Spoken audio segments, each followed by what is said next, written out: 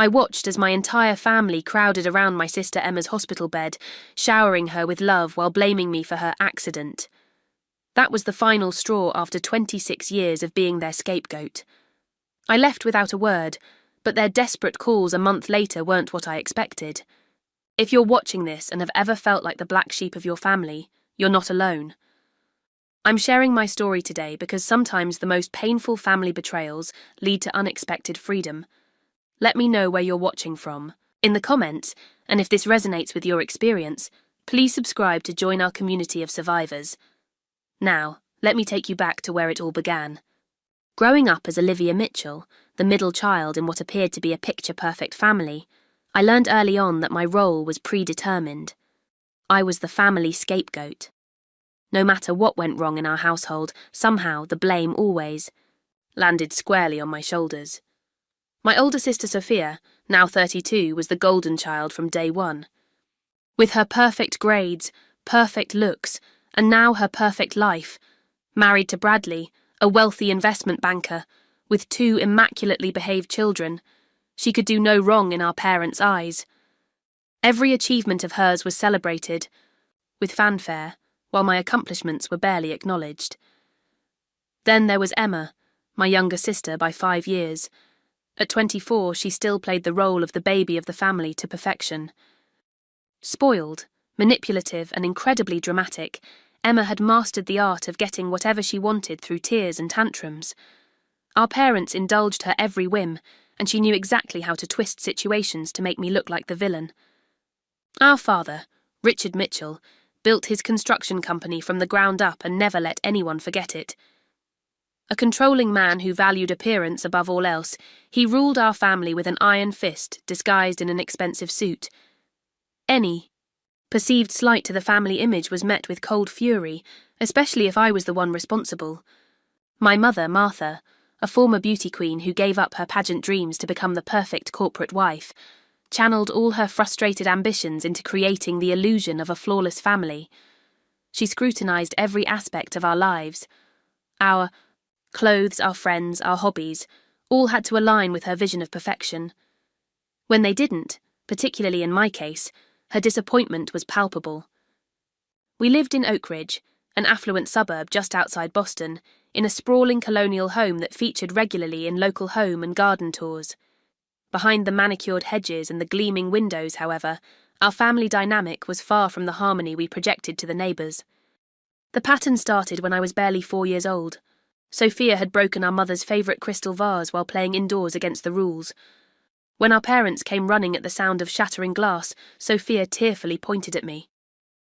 "Olivia pushed me," she lied. Despite my protests, I was sent to my room without dinner, while Sophia received comforting words and ice cream to recover from the scare. This incident became the template for the next 2 decades. When Emma spilled juice on our father's important contracts at age 6, I was blamed for not watching her properly. When Sophia crashed the car at 17, I had distracted her from the passenger seat, despite the fact that I wasn't even in the car. When our father's blood pressure rose to dangerous levels, it was because I caused him stress by choosing psychology instead of business as my college major. The irony wasn't lost on me. I ended up studying the very dynamics that shaped my childhood.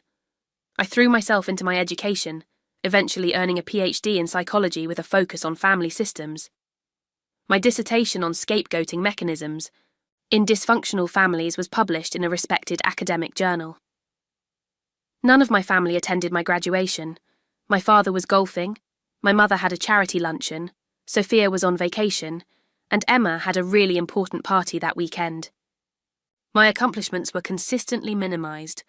"It's just a paper, not like Sophia closing that $1 million account," my father said dismissively when my research received a prestigious grant. When I was invited to speak at an international conference, my mother's only comment was, "Are you sure that outfit is appropriate for public speaking? You know you're not as slender as your sisters." For years I maintained the relationship out of a sense of obligation and the faint hope that someday things might change. I attended every family gathering, endured every backhanded compliment, absorbed every unfair accusation. I helped plan Sophia's elaborate wedding, babysit her children without thanks, and listened to Emma's relationship dramas for hours. All the while, I kept my own life small and unobtrusive, trying desperately not to give them any ammunition to use against me. Recently, the scapegoating had reached absurd levels. When Sophia's husband was caught flirting with a colleague at the company Christmas party, somehow it became my fault for always making men feel uncomfortable with your analytical talk. When my father's golf buddy backed out of an investment opportunity, I was blamed because I had created a tense atmosphere during their dinner at our house, despite the fact that I had only been present for 20 minutes to drop off a book my mother had asked to borrow. The tensions reached their breaking point during our annual summer gathering at the family lake house in New Hampshire. For 1 week every July, we all took time off to stay at the sprawling property my grandparents had purchased decades ago. It was supposed to be a time of relaxation and bonding. Instead, it became the setting for the final act of my role as the family scapegoat. The lake house had always been my favourite place despite the family drama that inevitably unfolded there. This year, I'd brought Jason, my boyfriend of 8 months, hoping that having him there might provide some buffer against my family's usual treatment. He was the first man I'd felt comfortable enough to introduce to them, a fellow psychologist who I thought would understand the dynamics at play. The trouble started on the 3rd day. While I was helping my father set up the boat dock, I noticed Emma flirting with Jason on the porch. She was touching his arm, flipping her hair, and laughing too loudly at whatever he was saying. This wasn't unusual behaviour for her. Emma had a history of going after anything that was mine, from childhood toys to college friends. The fact that she had her own husband, Tyler, watching from just a few feet away didn't seem to matter. That evening, I found a moment to speak with her privately in the kitchen while everyone else was having drinks on the deck. "Emma, I saw you with Jason today," I said quietly, keeping my voice calm and non-accusatory. "I'd appreciate it if you'd respect my relationship." She rolled her eyes dramatically. "Oh my God, Olivia, you're so paranoid. We were just talking. Not everything is about you." "I know what flirting looks like, Emma. You're married and Jason is my boyfriend. Just please back off." Her expression changed then, a flash of anger quickly replaced by a calculating look I knew all too well. "You're just jealous because he was actually enjoying my company. Has it occurred to you that maybe he's bored with your constant psychoanalysis of everything?" I took a deep breath. "This conversation is over. Just please respect my boundaries." As I turned to walk away, Emma suddenly called out, "Mom! Dad! Olivia's accusing me of trying to steal her boyfriend." Before I could respond, our parents and Sophia were in the kitchen, faces already set in familiar expressions of disappointment directed at me. "For heaven's sake, Olivia, must you always create drama?" My mother sighed. "Your sister would never do something like that," my father added firmly. Sophia shook her head. "You've always been so insecure, Liv." I looked at each of their faces, seeing the same script playing out that had defined my entire life. No one asked for my side. No one considered that Emma might be lying. I was guilty before any evidence was presented, simply because I was me. "Fine," I said quietly. "Believe what you want." I walked away, finding Jason on the deck. When I explained what had happened, he seemed understanding, putting his arm around me and assuring me he had no interest in Emma. I felt a momentary relief that at least someone was on my side. The next morning, everything changed. I was reading in the sunroom when I heard a scream and a series of thuds from the main staircase. I ran to find Emma lying at the bottom of the stairs, holding her ankle, and crying dramatically. No one else had been in the foyer, just Emma and me. "What happened?" I asked, rushing to her side. Her tear-filled eyes met mine with a look of pure malice before she screamed, "She pushed me! Olivia pushed me down the stairs!" I stood frozen in shock. "What? I was in the sunroom. I didn't even—" Within seconds, the entire family converged on the scene. My father immediately knelt beside Emma, while my mother called for someone to get ice. Sophia pulled out her phone to call for medical help. "What did you do?" My father growled at me, not even questioning Emma's accusation. "I didn't do anything. I was reading in the sunroom when I heard her fall." "Stop lying," Sophia snapped. You've been jealous of Emma your entire life. My mother looked at me with disgust. I knew your resentment would eventually turn dangerous. Jason entered the room, confusion written across his face as he took in the scene. What's going on? Olivia pushed Emma down the stairs, my mother informed him, as if stating an established fact. I turned to him desperately. Jason, I was in the sunroom with you just a minute ago. You know I couldn't have... But I could already see doubt creeping into his expression. The united front of my family's conviction was powerful, and he'd only known me for 8 months. I stepped out to take a call, he said hesitantly. I didn't see... Emma was taken to the local hospital, dramatically moaning about the pain, despite the doctor's later assessment that she had suffered only a mild sprain. The entire family accompanied her, creating a protective circle around her hospital bed, while casting accusing glances at me. I stood in the doorway of the hospital room, watching the scene unfold like I was outside my own body. My father stroked Emma's hair, murmuring comforting words. My mother adjusted her pillows with tender care. Sophia held her hand, promising to stay the night if needed. Even Jason had been absorbed into their circle, offering to get Emma something from the cafeteria. You've always been jealous of your sisters, my father said loudly enough for the nursing staff to hear, but this time you've gone too far. I always knew there was something wrong with you, my mother added, her voice dripping with contempt. Maybe it's time we consider getting you some real help. Sophia looked up from Emma's side, her expression a mixture of pity and disgust. I think you need professional help, Olivia. This isn't normal behaviour.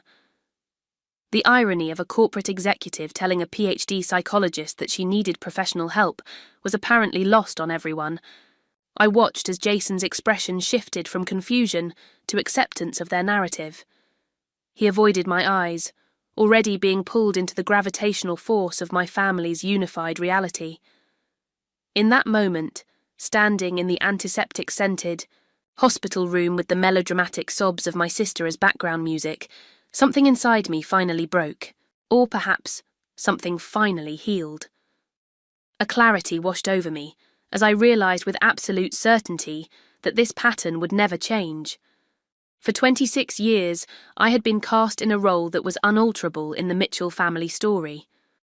I looked at each of their faces one last time, my father's righteous anger, my mother's performative concern, Sophia's smug superiority, Emma's calculated victimhood, and Jason's wavering loyalty. I understood with perfect clarity that no amount of evidence, accomplishment, or good behaviour would ever change how they saw me. Without a word, I turned and walked out of the hospital room. No one called after me. No one followed. In their story, my exit was probably just another act of selfishness, another confirmation of my guilt. But for the first time in my life, I wasn't concerned with their interpretation. I was writing my own story now. The drive back to the lake house was surreal.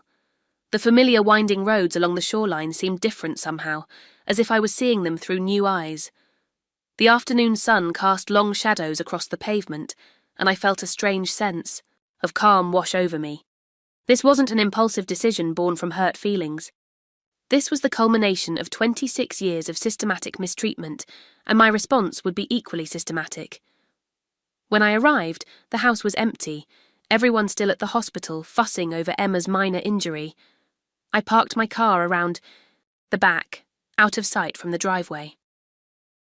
If they returned unexpectedly, I wanted time to finish what I needed to do. I walked directly to my assigned bedroom, the smallest one in the house, with the perpetually leaky ceiling during rainstorms. I had never bothered to personalise the space much, perhaps subconsciously knowing that I would eventually leave it behind. I pulled my suitcase from the closet and began to methodically pack my belongings. I took only what truly mattered: my clothes, my laptop containing my research, a few books that had guided me through difficult times. I left behind the expensive watch my parents had given me for Christmas, the same model they'd given all 3 daughters, though Sophia's and Emma's were studded with diamonds while mine was the basic version. I left the uncomfortable designer, dresses my mother had pressured me to buy. I left behind all the physical reminders of trying to fit into a role that was never meant for me. While packing, I discovered a small locked box pushed to the back of the closet shelf. I immediately recognized it, my childhood diary with its tiny brass lock. I had hidden it here years ago after my mother had accidentally read it, and then used my private thoughts against me during a family argument. I found the key taped to the bottom of the box, just where my 16-year-old self had hidden it. Opening the faded cover, I sat on the bed and began to read. The pages were filled with the meticulous documentation of a child trying to make sense of her treatment. I had recorded dates, exact quotes, and my confused feelings about each incident of scapegoating. One entry from when I was 12 stood, out April 18, 2007. Today was Sophia's high school graduation party. Mum spent all week preparing, and everything looked perfect. During the party, Emma, 7, knocked over the punch bowl onto Mum's white carpet. When Mum came running, Emma started crying and said I told her to carry it. I was outside the entire time talking to Grandma Eleanor. But Mum sent me to my room for the rest of the party, and I could hear everyone having fun downstairs. Dad came up later and said I needed to stop creating problems on special days. Why doesn't anyone ever believe me? Grandma Eleanor tried to tell them I was with her, but Mum just changed the subject. 20 entries like this filled the pages, each one a perfect record of the family dynamic. I carefully packed the diary in my suitcase. It wasn't just a childhood memento, but evidence of a pattern I was only now finding the strength to break. On the dresser sat the family heirloom necklace my grandmother Eleanor had given me shortly before she passed away. My mother had made it clear at the time that she thought the emerald pendant should have gone to Sophia as the eldest, and that Grandma Eleanor had always been a bit odd in her decisions. I picked up the necklace, feeling its weight in my palm. For a moment I considered leaving it behind. It was after all a connection to the family I was preparing to leave. But something stopped me. Grandma Eleanor had specifically chosen me to have this, whispering that the quiet middle ones often see the clearest. She had been the only family member who seemed to truly see me. I fastened the necklace around my neck and tucked it beneath my shirt, close to my heart. In its place on the dresser, I left a short, handwritten note. I won't be your scapegoat anymore. 5 words that encapsulated 2 decades of built-up resolve. This departure wasn't a spontaneous reaction to one bad day. It was the execution of a plan that had been forming in my subconscious for years. I had prepared for this moment without even realizing it, maintaining a separate bank account my parents knew nothing about, keeping my most important professional contacts separate from my family, building a support network of friends who knew the real me. I called my closest friend, Dr. Lauren Williams, whom I had met during my doctoral program. She had witnessed enough of my family's treatment over the years to understand exactly what I was doing without lengthy explanations. I need a place to stay for a few days, I said when she answered. There was only the briefest pause before she replied, The guest room is already made up. How soon will you be here? Next, I composed an email to my department chair at the university, where I held a research position, requesting a short leave of absence for personal reasons. I set it to send automatically the next morning. I then contacted my landlord in Boston to inform him I would not be renewing my lease the following month. These practical steps helped anchor me in the reality of my decision. The most symbolic moment came when I changed my phone number through my provider's app. I watched as the confirmation appeared on my screen, a digital severing of one of the primary tethers my family had used to reach me whenever they needed their scapegoat. I created a new email address, simple and free from the identity they had assigned me. I had always maintained financial independence, a decision my parents had criticised as unnecessarily stubborn when they offered to add me to their accounts, like your sister's. That stubborn independence now meant freedom. I had my own savings, my own credit cards, and my own financial identity completely separate from the Mitchell family resources. Before leaving, I gathered the few family photos I'd kept in my room. In a deliberate act of reclaiming my narrative, I carefully cut out everyone except myself from each picture. I wasn't erasing my history. I was editing my story to centre myself as the protagonist rather than the villain. I took one final look around the room that had never really felt like mine.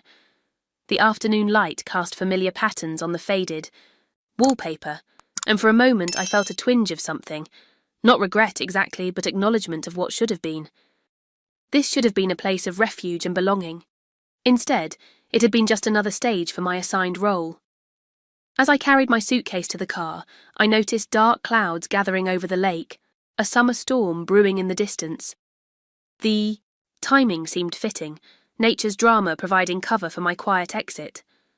I placed my suitcase in the trunk, got into the driver's seat, and adjusted my mirrors. In the reflection, I could see the lake house growing smaller as I drove away, the setting sun casting it in a golden light that belied the darkness it had contained for me.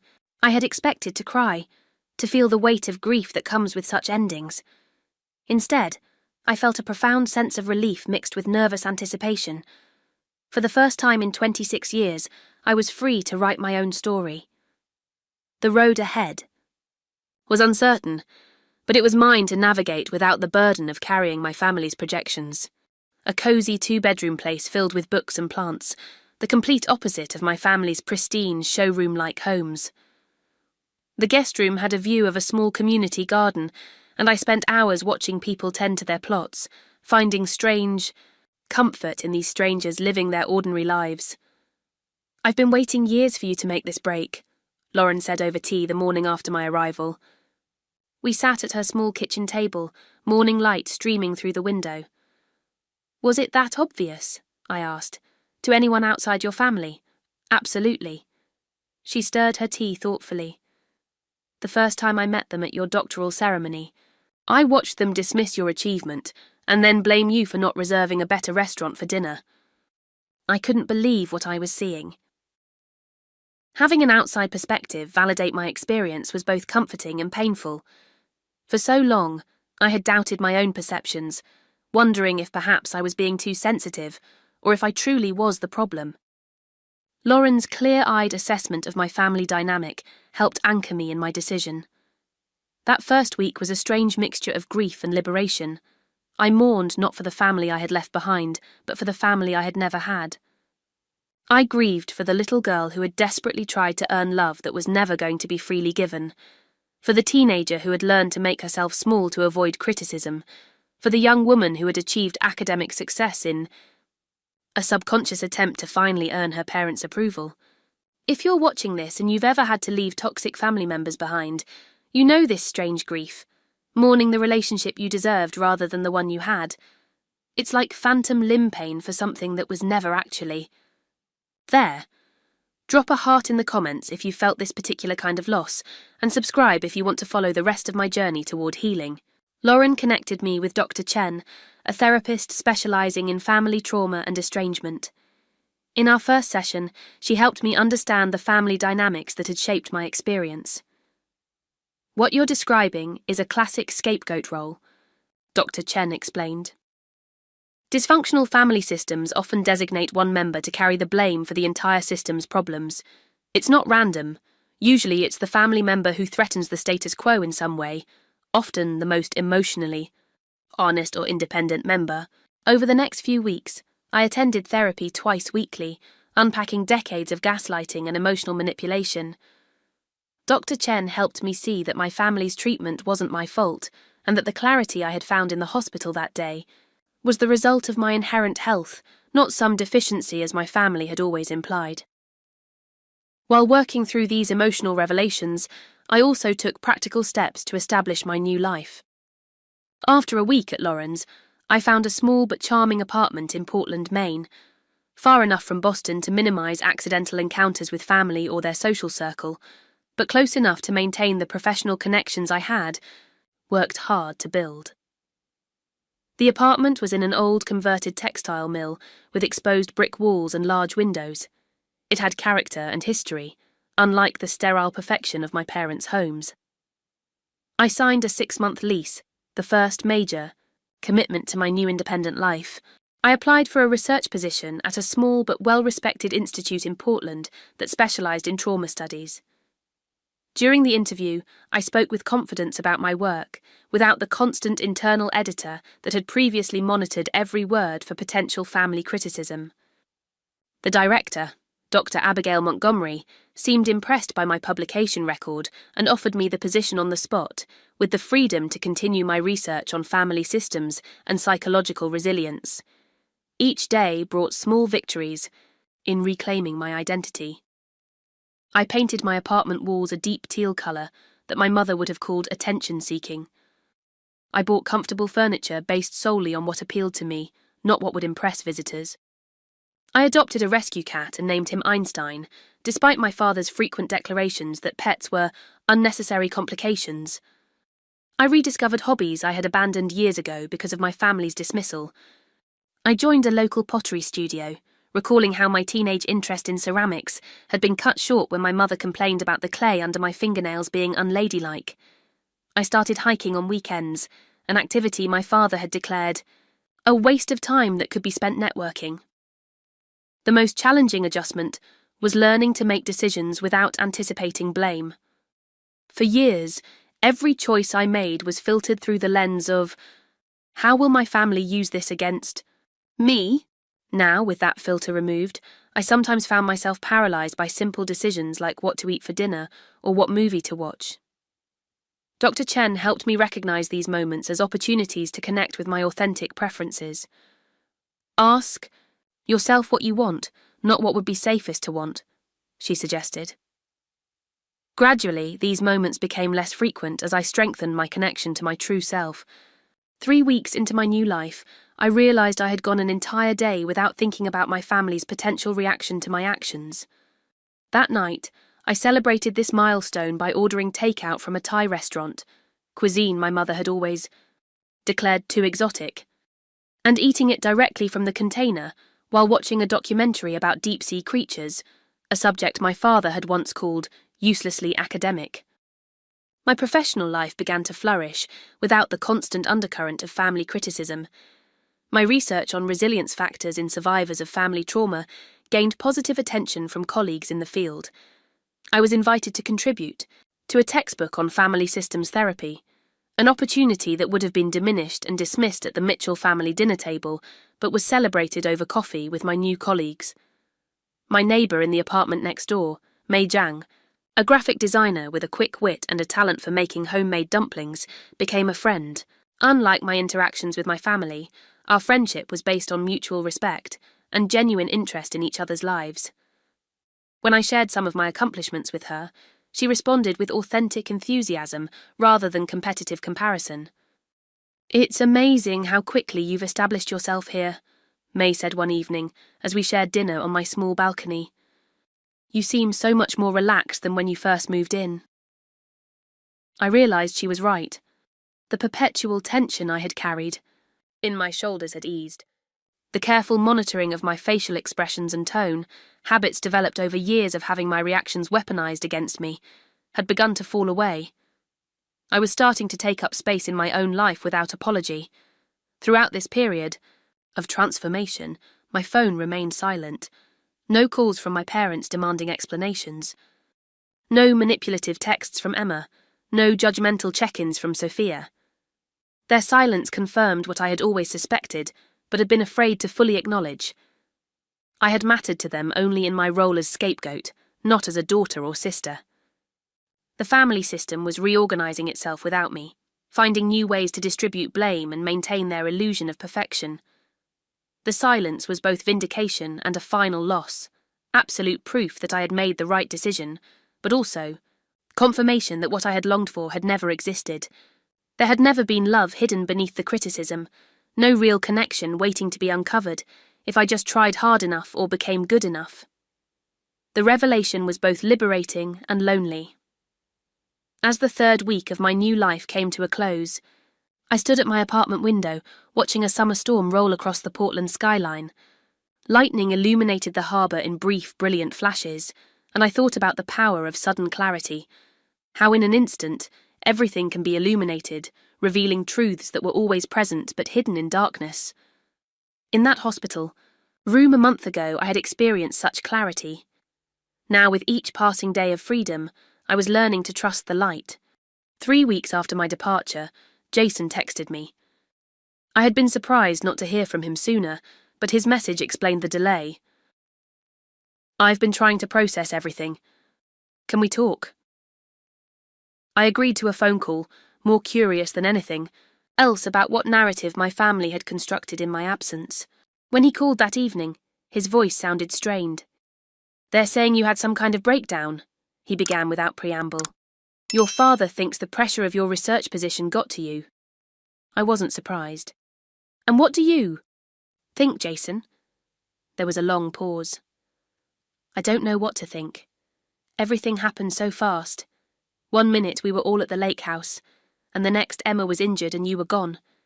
Your family has a very cohesive explanation. I'm sure they do, I replied calmly. They've had plenty of practice. Over the next hour, Jason painted a picture of what had happened after I left. According to him, my family's initial reaction was dismissive. Your mother kept saying you were being dramatic as usual, and that you'd be back once you got over yourself. Emma, predictably, was milking her minor injury for all it was worth. She had insisted on using crutches despite the doctor saying they weren't necessary, and had been posting pitiful updates on social media about healing from trauma. The comment sections were filled with supportive messages, many subtly alluding to my supposed role in her injury. Your parents made some calls to your apartment in Boston, Jason continued. When they couldn't reach you, they seemed more annoyed than concerned. Your father said something about you always making things about yourself. Sophia had apparently taken charge of the narrative, telling extended family and friends that I was having a mental breakdown and that they were giving me space to get the help I needed. The subtext was clear. My absence was yet another problem I had created, another way I had disrupted the family's harmony. Jason described an uncomfortable dinner at my parents' house a week after my departure. They invited me over, I think to get information about where you might have gone. When I said I genuinely didn't know, the conversation got tense. The strangest part was how little they actually mentioned you. It was like they were actively avoiding saying your name. This detail didn't surprise me. My absence had created a gap in their family system. Without the designated scapegoat, tensions had nowhere to go. They were trying to maintain the illusion that everything was fine, that my departure was just another act of selfishness, rather than a symptom of their dysfunction. As Jason continued to share observations from his interactions with my family, a pattern emerged. Without me there to absorb blame, cracks were appearing in the Mitchell family facade. Emma's husband Tyler had apparently reached his limit. He left 3 days after you did, Jason reported. Something about finally seeing the family dynamic clearly without you there as a buffer. Emma's been staying with your parents since then. I felt a twinge of sympathy for Tyler. As an in-law, he had probably been insulated from the worst of the family dysfunction by my presence. With me gone, he would have been next in line for blame. More surprisingly, my father's business was suffering. His longtime business partner, Gerald Thompson, had withdrawn from a major development deal they'd been working on for months. Your father was furious, Jason said. He kept saying Gerald had betrayed him, but from what I gathered, Gerald had concerns about your father's stability after witnessing some family interaction at the hospital. My mother was struggling to maintain her social standing without her perfect family narrative. She had to cancel hosting the summer charity luncheon, Jason reported. The official reason was renovations at the house, but Emma let slip that some of the committee members had been asking uncomfortable questions about you. Sophia's picture-perfect life was showing strain as well. Her children had been asking questions about their missing aunt, questions she couldn't answer without disrupting the family narrative. She seemed really tense when she mentioned it, Jason noted, like she wasn't sure what story to tell them. As Jason shared these details, I felt no satisfaction in their difficulties.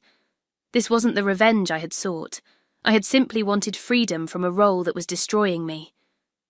Their struggles were the natural consequence of a dysfunctional system losing its pressure valve.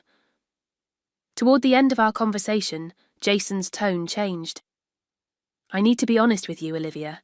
I don't think I can handle being caught in the middle of all this family drama. You're an amazing woman, but this situation is too complicated for me. I appreciated his honesty, if not his courage. I understand, Jason. Thank you for letting me know. After we hung up, I sent him a brief email. Thank you for your honesty. I wish you well. It was a clean break, with no anger or recrimination. The relationship had been important to me, but I recognized now that I needed someone who would stand firmly by my side, not waver at the first sign of family pressure. In the days that followed, I reflected on the information Jason had shared. The Mitchell family system was experiencing the consequences of losing its scapegoat. Without me there to blame, they were being forced to confront their own dynamics and responsibilities. The problems they had attributed to me for years, Emma's dramatic behaviour, my father's stress levels, my mother's social anxiety, Sophia's marital tensions, were continuing or even worsening in my absence, revealing the truth that I had never been their cause. I felt neither joy nor sorrow at their struggles. Instead, I felt a profound sense of confirmation. My departure had been necessary not just for my well-being, but as the only truthful response to a lifetime of false narratives. As Dr. Chen had said in one of our sessions, sometimes the healthiest thing you can do in a dysfunctional system is to leave it. Your absence creates space for truth, even if that truth is painful. As the 4th week of my new life began, I felt more certain than ever that I had made the right choice. The Mitchell family would continue their dance of projection and denial, but I was no longer a participant. I was writing a new story now, one based on truth and authentic connection, rather than assigned roles and maintained illusions. Exactly 1 month after I walked out of that hospital room, my phone lit up with calls from unfamiliar numbers. 3 calls in the span of 10 minutes, all from different Boston area codes. I watched them ring through to voicemail without answering. 20 minutes later, my email inbox began filling with messages from family members, including addresses I hadn't seen in years, distant cousins, my father's sister whom I barely knew, even my mother's college roommate. I called Lauren immediately. They've found a way to contact me. Are you going to respond? She asked. I hesitated. I don't know. Part of me wants to know what's happened, but I'm afraid of getting pulled back in. Whatever you decide, make sure it's from a position of strength, not guilt, she advised. You've worked too hard this month to go back to being their emotional regulator. I decided not to respond immediately. Instead, I went to my scheduled therapy session with Dr. Chen, bringing printouts of the emails I'd received. These messages have a common theme, Dr. Chen observed as she reviewed them. They all convey urgency without specific details. That's often a manipulation tactic, creating a sense of emergency to bypass boundaries. She was right. The emails contained phrases like family emergency and need to speak with you immediately, but offered no concrete information that would allow me to assess the actual situation. Then, as we were talking, an email arrived from Harriet Collins, a family friend who had always been kind to me and had little to gain from participating in Mitchell family drama. The subject line was direct. The truth about what's happening with your family. With Dr. Chen's support, I opened the email. Dear Olivia, I hope this message finds you well. I've debated whether to reach out, but I believe you deserve to know what's happening. The story Emma told about her accident has unravelled. A nurse at the hospital overheard her boasting to a friend on the phone about how she had totally convinced everyone you had pushed her. When confronted by hospital staff about potentially filing a false report, she admitted she had fallen deliberately. Tyler filed for divorce last week, citing pathological lying and manipulation in the paperwork. He's been quite open about Emma's pattern of deception and your family's enabling behaviour. Your father's business is in serious trouble. Gerald Thompson has not only withdrawn from their current project, but has spoken to other investors about his concerns regarding your father's judgment after witnessing his behaviour at the hospital. The Thompson family has been a cornerstone of Boston business for generations, and Gerald's words carry significant weight. Your mother had what could only be described as a meltdown at the Westridge Country Club Charity Committee meeting. When Judith Abernathy innocently asked about you. Your mother began shouting about family loyalty and ungrateful children. Margaret Peterson, who has chaired the committee for 15 years, asked her to step down from her positions until she resolves her personal issues. Sophia's marriage is also showing cracks.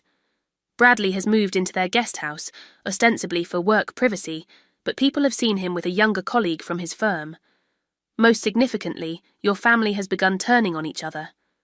Without you there to blame, they've started accusing each other. Your father blames your mother for coddling Emma. Your mother blames Sophia for setting impossible standards. Sophia blames your parents for creating this mess with their parenting. And Emma, of course, blames everyone but herself. I thought, you should know that many of us who watched from the periphery for years saw the truth of your situation. Not everyone believed the narrative your family constructed about you. Take care of yourself, Olivia. Sometimes the greatest act of love is protecting yourself from those who cannot or will not acknowledge their own harmful behaviours. Sincerely, Harriet Collins. I sat in silence after reading the email, feelings washing over me in waves. Validation, sadness, a strange sense of relief and something approaching closure. How are you feeling? Dr. Chen asked gently. Like someone finally saw me, I replied, my voice steady despite the emotion behind it. Over the next few hours, the voicemails and emails continued to increase in urgency. My father's message was the most revealing. Olivia, this has gone on long enough. Your behaviour is affecting the family's reputation. We need you to come home and help fix the situation you've created. Even now, he was framing the family's unravelling as my responsibility. My mother's voicemail was similarly self-centred. Darling, I don't know what's gotten into you, but we need you home. The Petersons are asking questions and I don't know what to tell them. Most surprising was an email from Sophia containing the first acknowledgement I had ever received from a family member. Liv, I know we've never been close, and that's largely my fault. I've been thinking about things since you left, and I'm starting to see patterns I never noticed before. I'm not saying Mum and Dad were right or wrong in how they treated you, but I should have been a better sister. The family is falling apart. Without you. I know that's not your problem, but would you consider coming home at least for a family meeting? We need to figure out how to move forward, and you were always the one who understood emotional stuff. Sophia. Even in her attempt at reconciliation, Sophia was asking me to resume my role as family caretaker. She wasn't offering a relationship. Based on mutual respect, she was requesting my services as emotional regulator for a system in crisis. Emma was notably silent among the barrage of communication, perhaps the only honest response from any of them. She knew exactly what she had done and likely realised that no manipulation would work on me now. The most unexpected contact came from my former family therapist, Dr. Marcus, who had seen us briefly when I was a teenager, before my parents discontinued the sessions for being unnecessarily invasive. Dear Olivia, I hope you remember me from the family sessions your parents arranged years ago. While I normally wouldn't reach out to a former client, I'm concerned about the dynamics I'm observing in your family system following your departure. Your parents have scheduled an emergency session, ostensibly to discuss how to help you with your issues, but it's become clear to me that the family system is struggling to reorganise itself without its designated scapegoat. I want you to know that I recognise the role you were being asked to play even back then. I tried to address it, which is likely why your parents terminated therapy so quickly. Whatever you're doing now to establish healthy boundaries is courageous work. If you would like a referral to a colleague in your area who specialises in family, estrangement and recovery, please let me know. Take care, Dr. Robert Marcus. Reading this professional validation of what I had experienced brought tears to my eyes, not from sadness, but from the profound relief of being seen and understood. As the calls and messages continued throughout the day, I felt a complex mixture of emotions. Part of me felt a shadow of satisfaction that the truth was finally emerging. Another part felt genuine sadness for the pain my family was experiencing, even though it was the natural consequence of their own actions.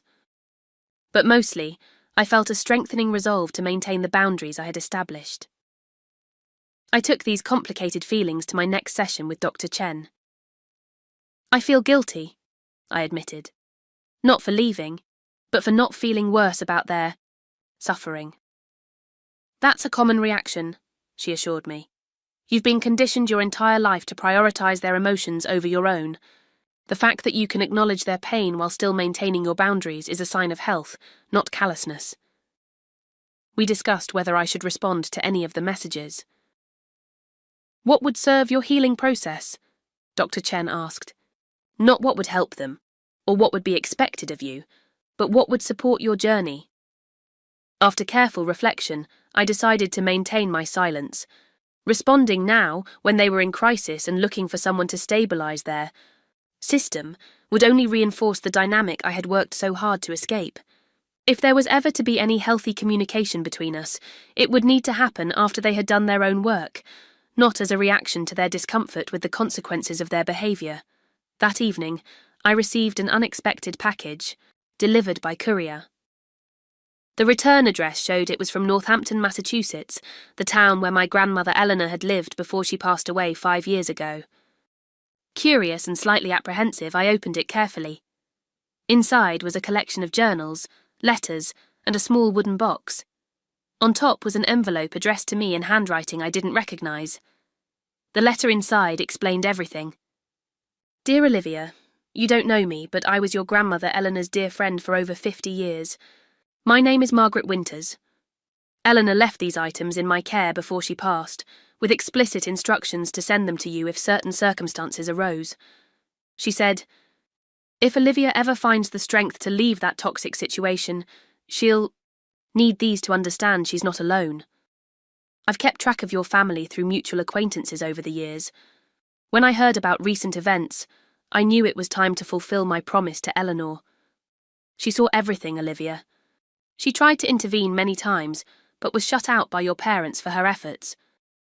These journals and letters will explain much more than I can. Eleanor loved you deeply and recognised in you the same strength and clarity she possessed. If you wish to talk, my contact information is enclosed.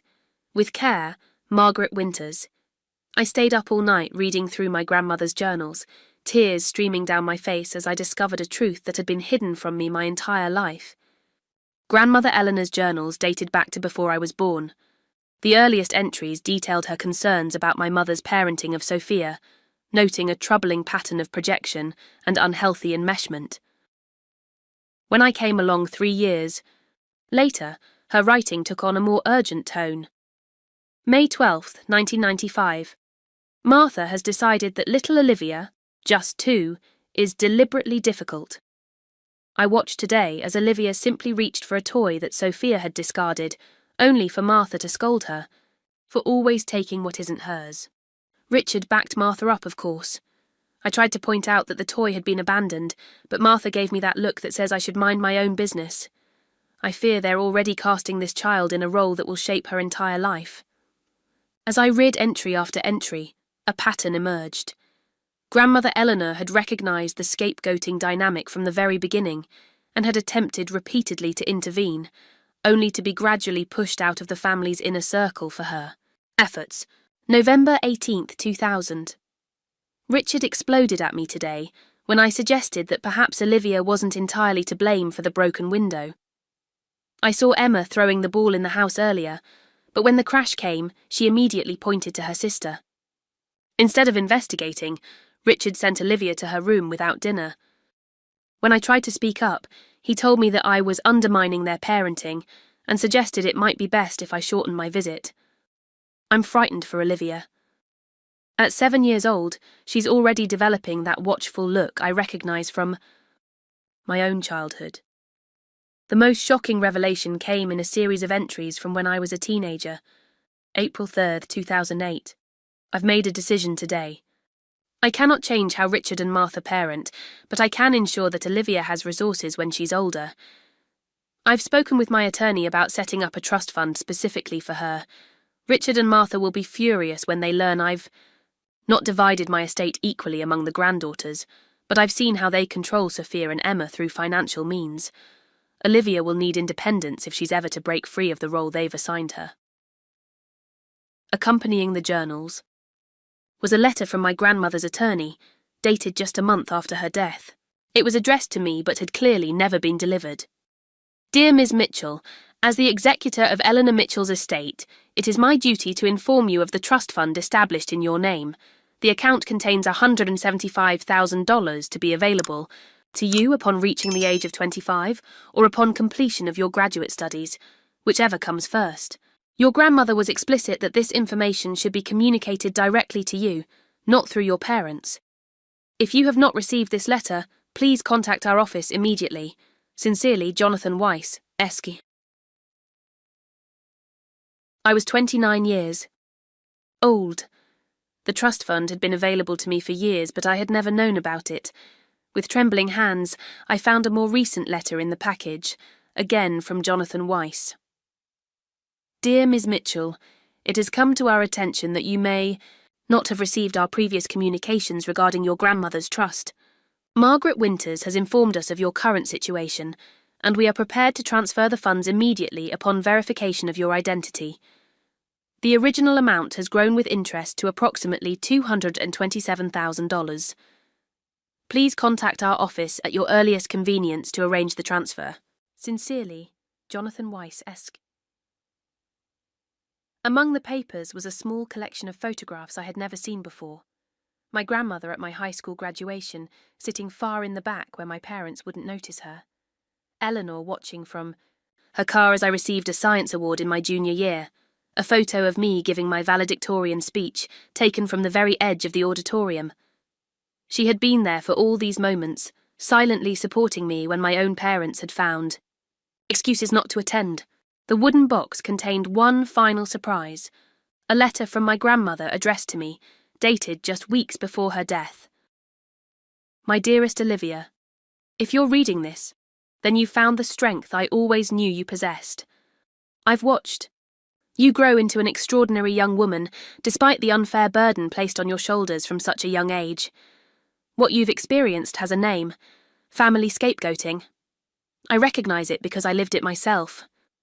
My own mother selected me for the same role you've been assigned, while my sister Ruth was the golden child.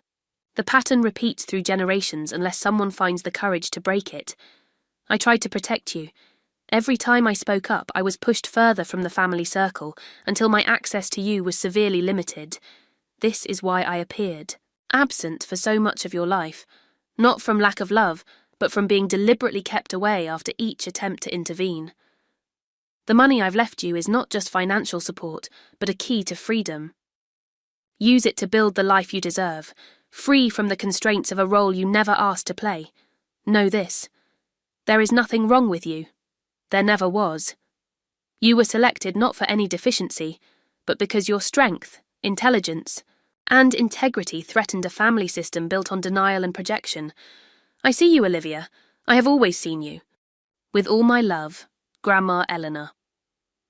The revelation that my grandmother had not only recognized my situation, but had actively tried to help me, and had been pushed away for those efforts, was both heartbreaking and healing. I had not been alone. After all, someone in my family had loved me for exactly who I was. In the days that followed, I verified the trust fund's existence and arranged for the transfer. This unexpected financial security amplified my sense of possibility. I could now consider options that had previously seemed impractical: buying a small home instead of renting, taking time to write the book on family systems I'd been conceptualizing, even starting my own practice focused on helping others recover from family scapegoating. I had a long conversation with Margaret Winters, my grandmother's friend, who filled in many of the gaps in my understanding. Your grandmother saw the pattern from the beginning, Margaret explained. She recognized it because she'd lived it herself.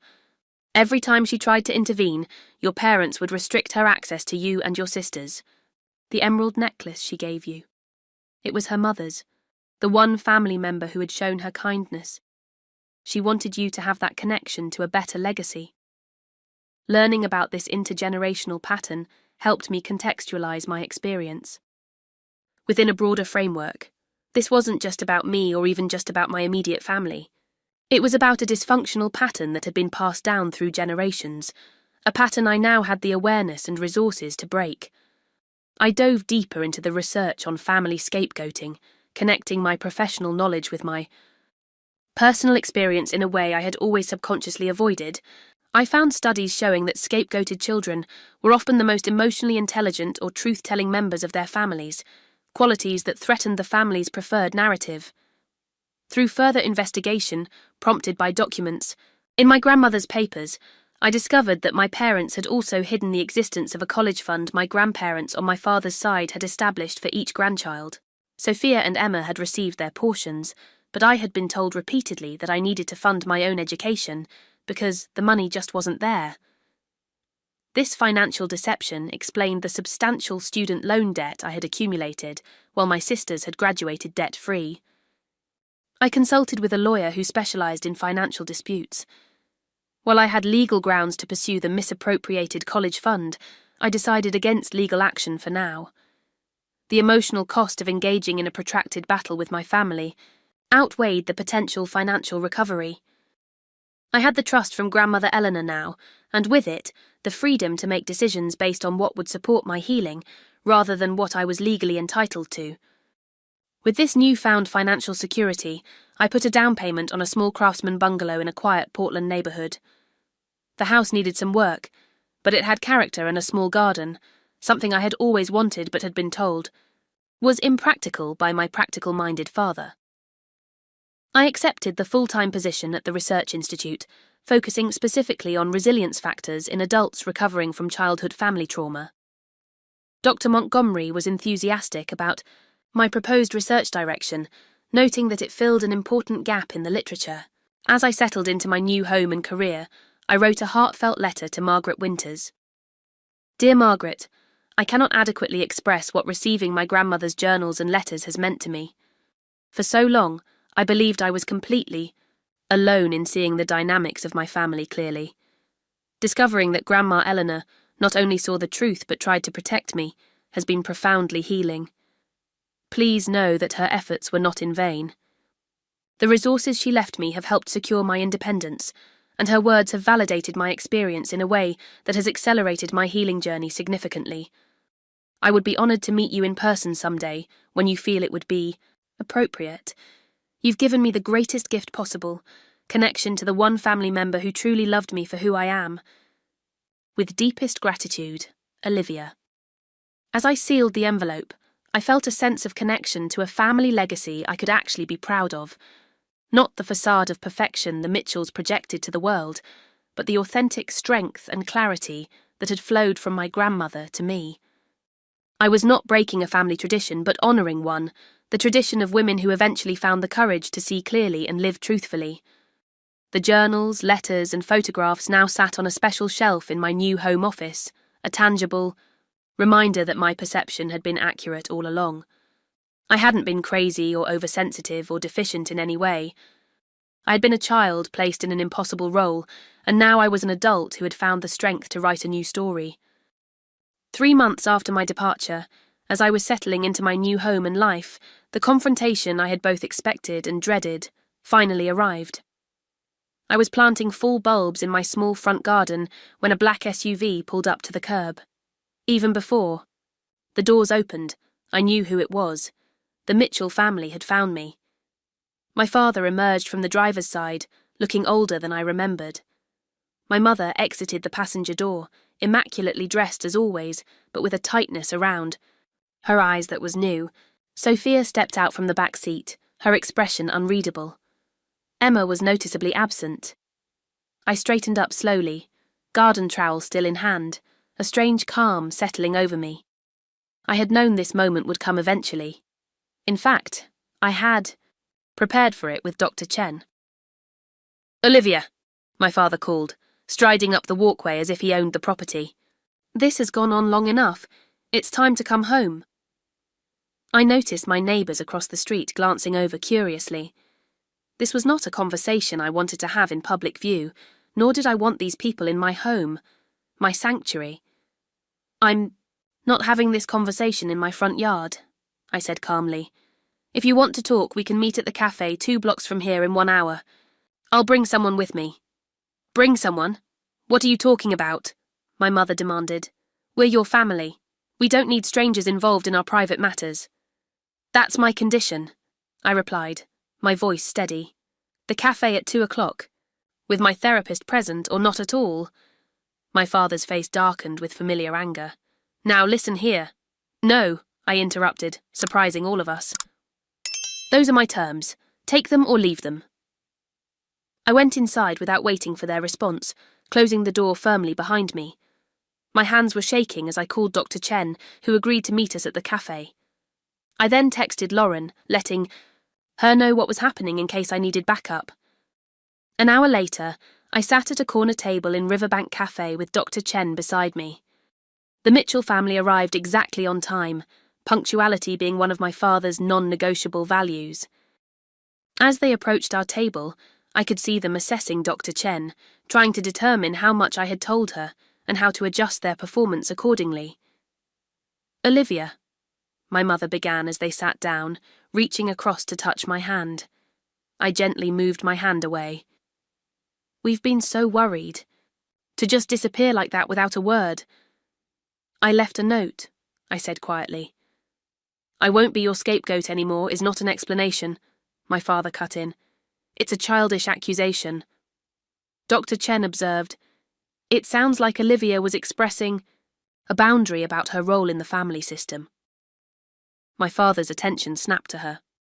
With all due respect, you're only hearing one side of a complicated family dynamic. That's why I'm here, Dr. Chen replied calmly, to observe the dynamic directly. Sophia, who had remained silent until now, spoke up. Liv, we understand you needed some space, but to cut us off completely, to not even let us know you were safe, that was cruel. I took a deep breath, centering myself. I'd like to share something with you. I placed my childhood diary on the table.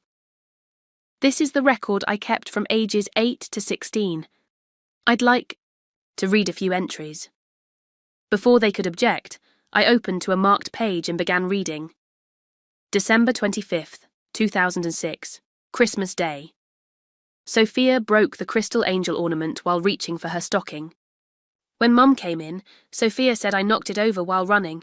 I wasn't even in the room when it happened. I got sent to my room until dinner and didn't get to open presents with everyone else. Dad said I ruined Christmas again. This is the 3rd year I've been blamed for ruining Christmas. I looked up to see my mother's face flushed with anger or embarrassment. It was hard to tell which. My father's jaw was set in a familiar, rigid line. I continued with another entry. April 30, 2009. Emma took my history project to show her friends and returned it with pages missing. When I showed Mum, she said I should have kept it where Emma couldn't get it. When I got an F, Dad grounded me for not taking academics seriously. No one asked Emma why she took it or what happened to the missing pages.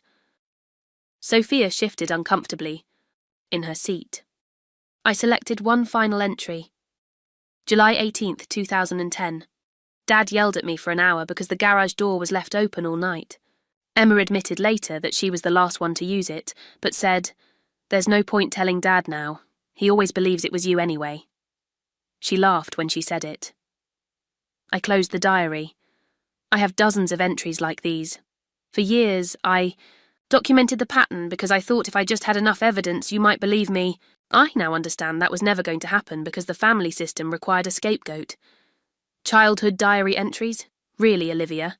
My father scoffed. You always did have a flair for the dramatic. What I'm hearing, Dr. Chen interjected, is that Olivia felt consistently misunderstood and unfairly blamed within the family system. All children feel that way sometimes, my mother dismissed. Olivia was always more sensitive than the other girls. That's exactly the dynamic I'm referring to, Dr. Chen noted. When Olivia expresses her experience, it's redefined as a personal deficiency rather than acknowledged. My father's patience was visibly wearing thin. We didn't come here for family. Therapy. We came to bring Olivia home and sort this mess out privately. I'm not coming home, I said clearly. I have a home now, this one, and I've learnt something else recently. I removed the letter from Jonathan Weiss from my bag.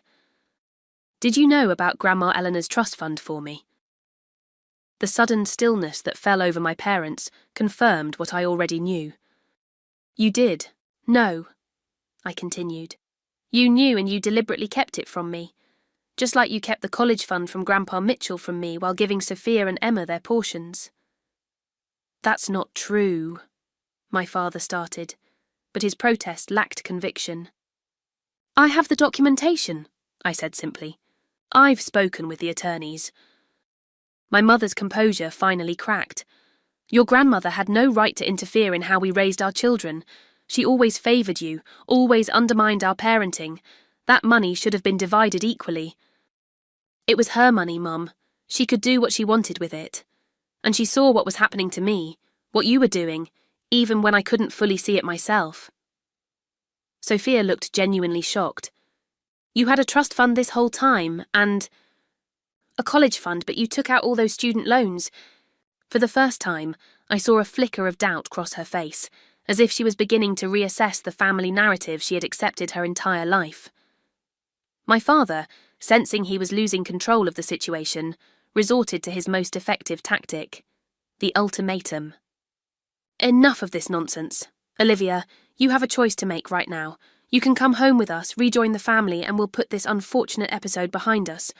Or you can continue with this rebellion and accept that you're no longer part of this family. The cafe had grown quiet, other patrons subtly watching the drama unfold.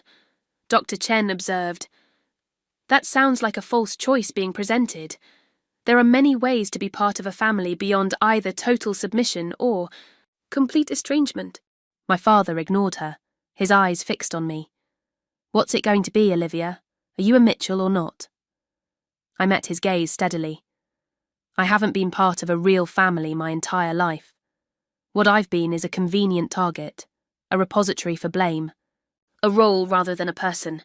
I'm not rejecting family. I'm rejecting dysfunction. My mother's face crumpled into tears, but I recognized the performance from years of experience. These were tears designed to elicit guilt and compliance, not expressions of genuine emotion. "How can you say such cruel things?" she sobbed. "After everything we've done for you." "What exactly have you done for me, Mum? You've criticised me, blamed me, diminished me, and lied to me. You kept me from the one family member who actually loved me for who I am. You stole money that was specifically left to me. Tell me, what should I be grateful for?" My words hung in the air between us. For perhaps the first time in my life, I had spoken my complete truth to my family, without filtering it through fear or the desperate hope for acceptance. My father stood abruptly. "I don't have to listen to this. Come, Martha, Sophia, we're leaving." My mother rose immediately, her tears stopping as quickly as they had started. Sophia hesitated, looking between me and our parents with confusion. "Sophia?" my father prompted sharply. She stood slowly. I don't know what to think anymore, Liv." "You don't have to decide right now," I told her quietly. "My door is open if you ever want to talk, really talk, without Mom and Dad's narrative shaping the conversation." My father practically pulled my mother from the cafe, Sophia trailing behind them. Through the window, I watched them climb into their SUV and drive away, my father's rigid posture visible even from a distance. Dr. Chen placed a hand gently on my shoulder. "How are you feeling?" "Surprisingly okay," I realised. I've been dreading that confrontation for months, but now that it's happened, I feel free. As we gathered our things to leave, one of the baristas approached our table. "I'm sorry, I couldn't help overhearing some of that. I just wanted to say, you're really brave." I thanked her, touched by this small kindness from a stranger who had witnessed a pivotal moment in my life. That evening, as I sat on my porch watching the sunset, my phone rang with an unfamiliar number. Warily, I answered. "Olivia, it's Emma." Of all the people I expected to hear from after the cafe confrontation, my younger sister was last on the list. "Emma, how did you get this number?" "Sophia gave it to me," she admitted. "She's confused right now, about a lot of things." There was an uncomfortable silence before she continued, her voice smaller than I had ever heard it. "I didn't come with them today because I couldn't face you, not after what I did at the lake house. You mean when you deliberately fell and blamed me for pushing you? Yeah, she said softly. That and everything else. All the times I blamed you for things I did. All the times I watched you get punished for my mistakes and said nothing. I sat in stunned silence, never having expected any acknowledgement from Emma, let alone what sounded like genuine remorse. I'm in therapy now, she continued. After Tyler left, I had to look at some things about myself. And then when you left too, and everything started falling apart, I realised I didn't like who I'd become. Why are you telling me this, Emma? She exhaled shakily. Not to ask for forgiveness. I don't deserve that. Just to tell you that you were right to leave, and that at least one person in this family knows the truth about how you were treated. It wasn't much, but it was something. A small crack in the edifice of family denial that had defined my existence for so long. As I hung up, I wondered if this was the beginning of a new kind of relationship with at least one member of my family. One, based on truth rather than assigned roles and comfortable fictions. 6 months after walking out of that hospital room, my life had transformed in ways I could never have imagined. My small bungalow had become a true home, with walls painted in colours I loved, furniture arranged for comfort rather than appearance, and a thriving garden that brought me daily joy. Einstein the cat had claimed the sunniest windowsill as his domain, his presence a constant reminder that I was never truly alone. My professional life was flourishing. The Research Institute had embraced my focus on family trauma recovery, and my paper on resilience factors in adult survivors of family scapegoating had been accepted for publication in a prestigious journal. Dr. Montgomery had become not just a supervisor but a mentor, recognizing the unique perspective I brought to our field. Your work is resonating with so many of our colleagues, she told me during our weekly meeting. There's talk of developing a specialized treatment protocol based on your research. The trust fund from grandmother Eleanor had provided not just financial security but opportunities I would never have considered possible before. I had started a small foundation providing educational grants to young people from dysfunctional families, naming it the Eleanor Mitchell Foundation in her honor. The first 3 recipients had been selected, bright, resilient young people who reminded me of myself at their age, but who would now have support I never had. My personal life had begun to blossom as well. I had met Daniel, a landscape architect, with kind eyes and a patient manner, at a community garden workshop. Our relationship was developing slowly, built on mutual respect and genuine interest in each other's thoughts and feelings, a stark contrast to the performance-based connections I had known in my family. What surprised me most was the family I had created around me, not of blood but of choice. Lauren remained my closest friend, but my circle had expanded to include May from next door, colleagues from the institute, members of my pottery class, and neighbours who had become regular dinner guests. These relationships were characterised by reciprocity and authenticity, concepts that had been entirely absent from my experience of family. Emma and I maintained cautious contact. She had continued with therapy, separated herself from our parents' influence, and was living independently for the first time in her life.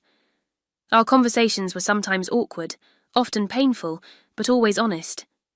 She was doing the difficult work of examining her role in the family system and her treatment of me, which I respected even if complete forgiveness remained a work in progress.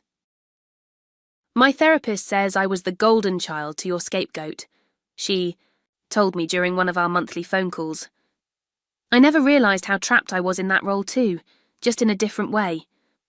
My parents and Sophia had maintained their stance of righteous indignation following our confrontation at the cafe. They had sent a formal letter, through their attorney no less, stating that they would welcome me back into the family when I was ready to apologise for my accusations and resume my proper role. I had filed the letter away without responding, recognising it as one final attempt to re-establish the dynamic I had escaped. Margaret Winters, my grandmother's friend, had become a cherished presence in my life. At 82, she possessed the sharp wit and clear-eyed wisdom that I remembered from Grandma Eleanor.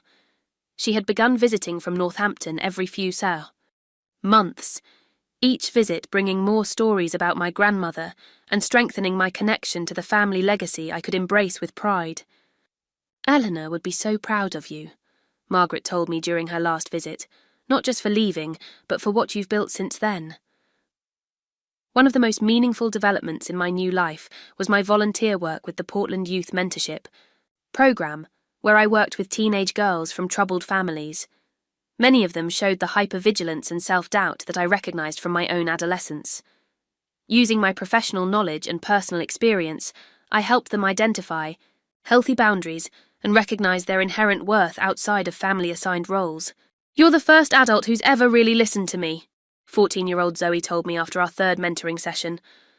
Her words were both heartbreaking and affirming, confirmation that the cycle could be broken, that a different kind of connection was possible.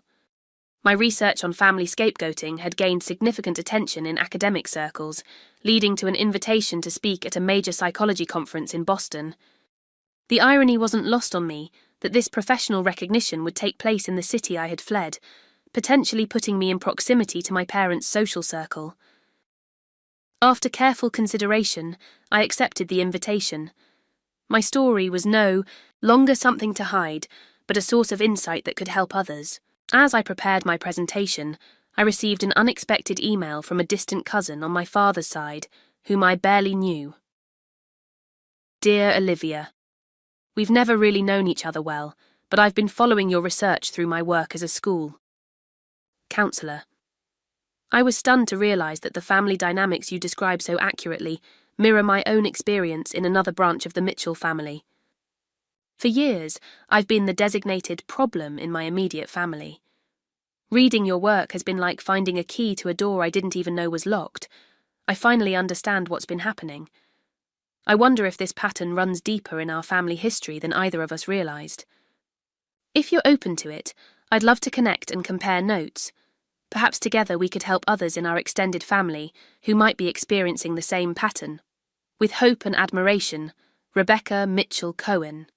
This email sparked an idea that had been forming gradually in my mind, creating a network for family scapegoats to connect, share resources, and support each other in establishing healthy boundaries. The intergenerational nature of the pattern meant that countless others were suffering in isolation just as I had. Perhaps my painful experience could become a bridge to healing for others. My final conversation with Dr. Chen before the conference touched on the complex nature of forgiveness and acceptance. "Many people assume that healing requires forgiveness," she observed. "But what I've seen in my practice is that acceptance often comes first, accepting that your family members may never acknowledge their behavior or change their patterns." I think I've reached that point, I realized. I no longer expect my parents or Sophia to suddenly see the truth or validate my experience, and strangely, that's freed me from needing their validation at all. "That's profound healing," Dr. Chen smiled, "when their opinion of you no longer determines your worth." On a crisp autumn morning, as I planted bulbs in my garden that would bloom the following spring, I reflected on the journey of the past 6 months. Leaving had not been an end but a beginning, the start of discovering who Olivia Mitchell truly was outside of the role she had been assigned. The garden seemed a perfect metaphor for my new life. I was carefully selecting what to nurture, creating boundaries against invasive elements, and patiently tending to growth that would take time to fully bloom. Some plantings were already thriving, while others were just seeds with potential. The garden wasn't perfect or finished. It was evolving, responding to care and attention, gradually becoming more fully itself with each passing season. As I patted soil around a cluster of tulip bulbs, I thought about how different this fall was from the last one. A year ago, I had been bracing myself for another holiday season of subtle criticisms and assigned blame. This year, I was planning a Thanksgiving dinner for my chosen family, friends who saw and appreciated me for exactly who I was. My phone buzzed with a text from Daniel, asking if I needed anything from the garden centre where he was picking up supplies for his latest project. This small, thoughtful gesture, someone actually considering my needs without expectation of return, still surprised me sometimes. I texted back my request and added a heart emoji, something the old Olivia would have analysed for hours before, Sending, worried about appearing too eager or too emotional. Now I expressed my feelings freely, no longer fearing they would be used against me. Standing in my garden, surrounded by evidence of the life I had built for myself, I felt a profound sense of peace. The journey hadn't been easy, and there were still difficult days when old patterns of thought tried to reassert themselves. But with each passing month, those days became fewer, and the voice of my authentic self grew stronger. I had left my family's house without a word, carrying only what mattered most. In doing so, I had discovered that what mattered most had been within me all along: the courage to see clearly, the strength to act on that vision, and the capacity to build a life defined by truth rather than convenient fictions. If you're watching this, and something in my story resonates with your own experience, please know you're not alone. Family systems can be incredibly powerful, but your truth is even stronger. I'd love to hear about your journey in the comments below. Has family karma ever revealed itself in your life? Has standing up for yourself ever led to unexpected freedom? Like this video if you found any part of my story helpful, subscribe for more authentic conversations about family dynamics, and share with someone who might need to hear that they're not crazy for seeing what others refuse to acknowledge. Thank you for witnessing my story, and remember, sometimes the most loving thing you can do for yourself and ultimately for your family is to break the pattern, even when it means walking away. The truth is, family isn't just about blood. It's about who sees you, respects you, and loves you for exactly who you are.